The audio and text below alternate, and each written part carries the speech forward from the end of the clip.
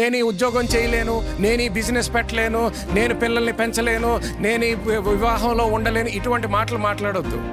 దేవుడు అన్యాయస్తుడు కాదు, నీతిమంతుడు. ఆయన నీతిమంతుడు. సో ఆయన ఏ పని మనకు అప్పచెప్పినా, ఏదన్నా పని మనకి చెప్పాడు అనుకోండి, మనకి ఎందుకు చెప్తాడు ఆ పని? నువ్వు చెయ్యగలవు కాబట్టి ఆ పని చెప్తాడు. ఎప్పుడు కూడా నువ్వు చేయలేనటువంటి పని నీకు అప్పచెప్పడు. నీ మనసులో అనుకోవచ్చు, అయ్య బాబాయ్ నేను ఈ పని ఎలా చేయగలుగుతాను. గుర్తుపెట్టుకో, నీ మనసు ఎప్పుడైతే నేను ఎలా చేయగలుగుతాను అన్నదో అప్పుడు నువ్వు క్రీస్తు మనసుతో ఆలోచించాలి. ఆగు, అంటే ఆయన నాకు ఈ పని అప్పచెప్పాడంటే ఏంటి?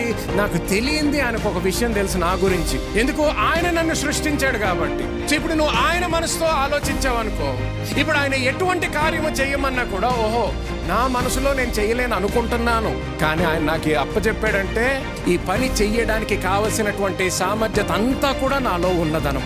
నువ్వు దేవుని యొక్క ప్రణాళిక బట్టి నువ్వు అక్కడికి వెళ్ళావంటే నువ్వు అది చెయ్యడానికి నీకు ఆ హక్కు ఉంది, ఆ అర్హత ఉంది, ఆ సామర్థ్యత అంతా కూడా దేవుడు నీలో పెట్టాడు. హల్లెలూయా.